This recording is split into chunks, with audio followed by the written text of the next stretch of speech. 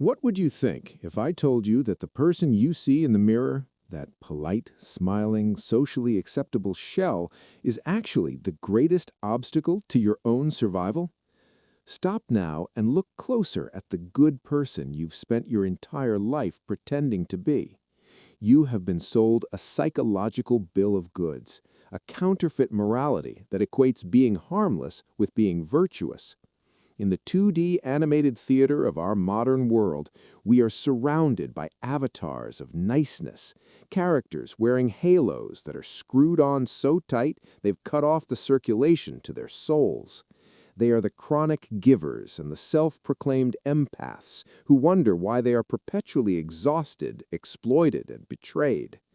The truth is as sharp as a Machiavellian blade. A person who is incapable of being evil is not a good person. They are merely a harmless one. And in the brutal marketplace of human dynamics, the harmless are not rewarded. They are consumed. Imagine a tiny vector-animated version of yourself, vibrating with a desperate need for approval, perpetually nodding yes while every cell in your body is screaming no. This is the archetypal nice guy or good girl, a character whose primary function is to be a sponge for everyone else's damp problems. You have been conditioned to repress your evil side, that cauldron of aggression, selfishness, and raw ambition, believing that if you lock it in the basement of your subconscious, you will finally be loved. But Carl Jung, that Swiss architect of the dark psyche, warned us that the shadow, everything you deny about yourself, does not disappear just because you ignore it. It ferments. It turns into passive aggression, into psychosomatic illness, into a lifelong resentment that leaks out of you like toxic waste. Your evil side is not your enemy. It is the untapped reservoir of your sovereignty.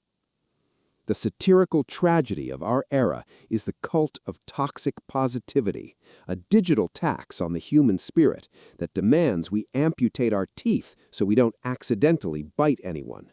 We see the animated memes of good vibes only, which are really just camouflage for the spiritually bankrupt. You feel that burning sensation in your chest when a colleague takes credit for your work, or that cold, sharp envy when you see a peer succeed. Society tells you to breathe through it and be the bigger person. Jung tells you to listen to that envy.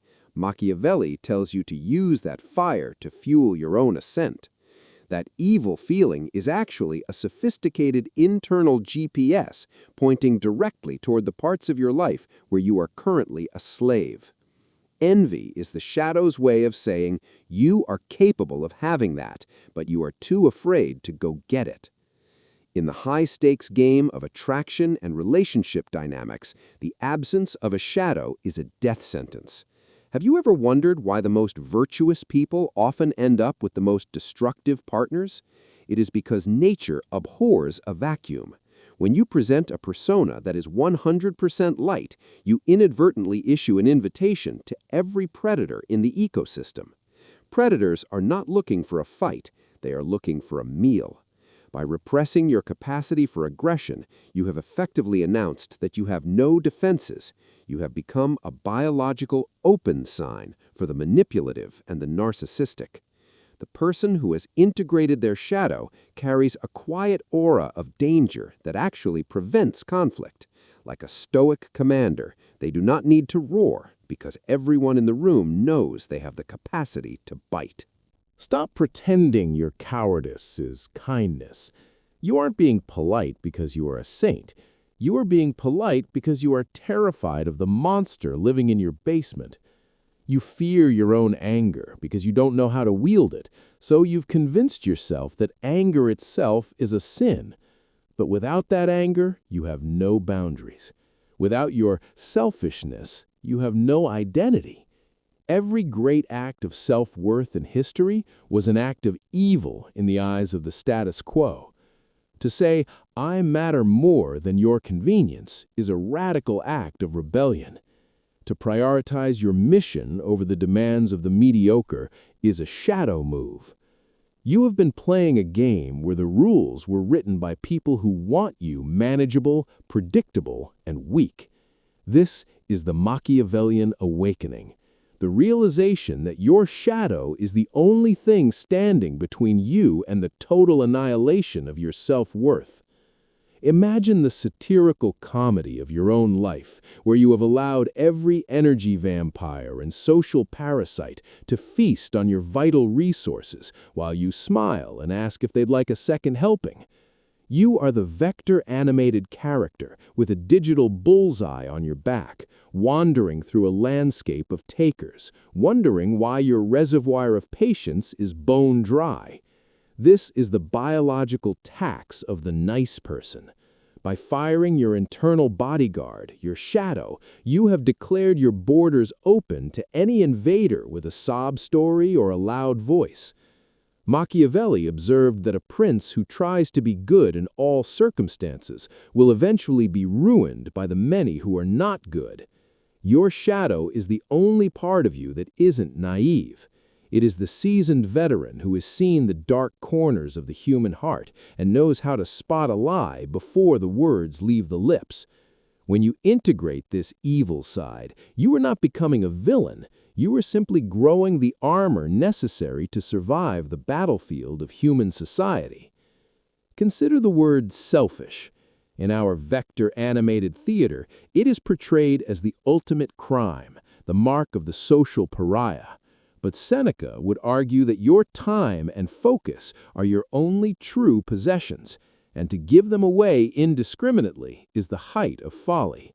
If you are not evil enough to hoard your time, you are merely an unpaid employee of other people's agendas.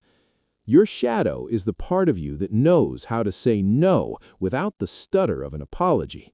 It is the cold, sharp precision of the word enough.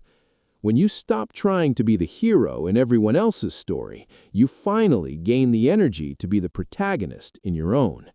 You have been socialized to be porous, to let the world's noise seep into your marrow. But the integrated individual is obsidian, hard, reflective, and impossible to scratch. The world loves a good person because a good person is manageable. They are the ones who don't ask for raisins, who stay late without overtime, and who forgive the unforgivable in a desperate attempt to stay virtuous.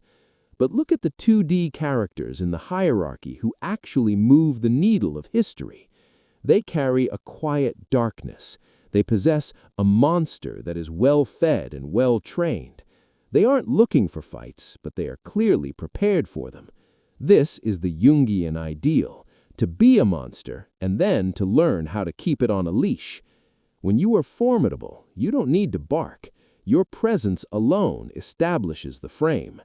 You have reached the Machiavellian peak, where you no longer need to manipulate, because your character is so integrated that it commands respect by default. Provoke yourself for a moment. Why are you so afraid of your own fangs? You fear that if you show them, you will be unlovable.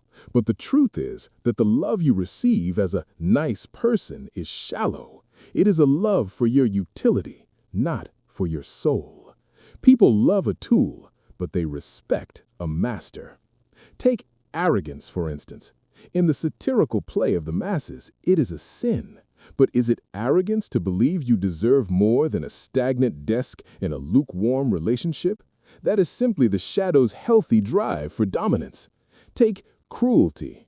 In its integrated form, it becomes the surgical ability to cut toxic people out of your life without flinching. You are performing a radical operation on your own social circle, pruning the dead branches so the sunlight can finally reach your roots. You are becoming a person of consequence. You are moving from the nice category to the formidable category. And while the world might call you cold or changed, what they really mean is that they have lost their leverage. Your evil side is your best friend because it is the only part of you that isn't for sale. It doesn't care about social standing. It cares about survival and excellence. It is the part of you that stays awake when the rest of you wants to sleep, the part that demands justice when the rest of you wants to settle. By unleashing your shadow, you aren't descending into darkness. You are finally bringing the full power of your light to bear on a world that has been dimming your spark for far too long. This integration is the precise moment the vector-animated strings controlling your social persona are severed, and the frantic, approval-seeking puppet finally collapses to the floor. When you stop fighting your shadow and start employing it, the energy shift is tectonic. You are no longer spending 90% of your psychological currency trying to keep the basement door locked. That energy is suddenly returned to you, flooding your system with a high-definition clarity that the chronically nice will never experience. You have achieved what Jung called individuation, the magnificent, terrifying wholeness of the human psyche. You are no longer a fragmented character in someone else's play. You are the sovereign author of your own reality, equipped with both the grace to heal and the fangs to destroy. Observe the comical panic of the social ecosystem around you when this transformation takes root. The energy vampires, the manipulative bosses, and the toxic partners who previously used your guilt as a control mechanism are suddenly left without leverage. In our 2D animated world, we see them pushing your old buttons of shame and empathy, only to find the wires have been cut. They will accuse you of being selfish, cold, or changed. Let them. That accusation is the ultimate trophy of your liberation. It is the sound of a parasite complaining that the host has developed an immune system. Your shadow does not care about their disappointment. It recognizes the manipulation for what it is, a cheap parlor trick used by the weak to control the strong. You have mastered the Machiavellian principle that it is far better to be respected for your steel than used for your softness. Provoke yourself to look at the sheer freedom of this new existence. When you integrate your evil side, you are no longer a hostage to the halo effect of trying to be seen as a saint. The need to be the hero in everyone else's story is a form of narcissism in itself, a desperate plea for external validation. But the integrated individual has reached a state of stoic detachment. Like a king sitting in his inner citadel, you realize that your worth is a self-generated asset, not a currency subject to the inflationary opinions of the crowd. You can sit in a room full of people who misunderstand you and feel absolutely nothing but a profound, unshakable peace. The anxiety that used to buzz beneath your skin, the fear of saying the wrong thing, evaporates. You have realized that upsetting the wrong people is actually a sign that you are doing something right. This is the rebirth of the authentic self. You emerge from the underworld not as a villain, but as a guardian. The aggression you once suppressed is now the fuel for your work ethic, driving you to conquer goals that your nice self was too timid to attempt. The selfishness you once felt guilty about has become the architecture of your self-care, protecting your time so fiercely that you actually have high-quality energy to give to the few who deserve it. You have become a paradox, a person who is deeply kind because they are no longer forced to be, and profoundly peaceful because they are fully equipped for war.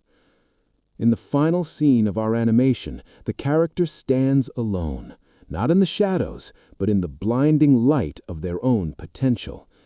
Behind them stands the massive, dark silhouette of their shadow, not as a monster to be slain, but as an ancient, loyal protector. They move as one. The world throws its chaotic demands and its 2D animated arrows of judgment, but the arrows bounce harmlessly off the obsidian armor of the integrated soul. You have reached the ultimate anti-manipulation baseline. You cannot be blackmailed with shame because you have accepted your own darkness. You cannot be lured with validation because you no longer lack it. You have reclaimed the missing pieces of your humanity, forged them into a weapon of consciousness, and stepped into the quiet, magnificent temple of your own power. The most dangerous thing you can do to a manipulative world is to stop hiding the monster and start feeding it.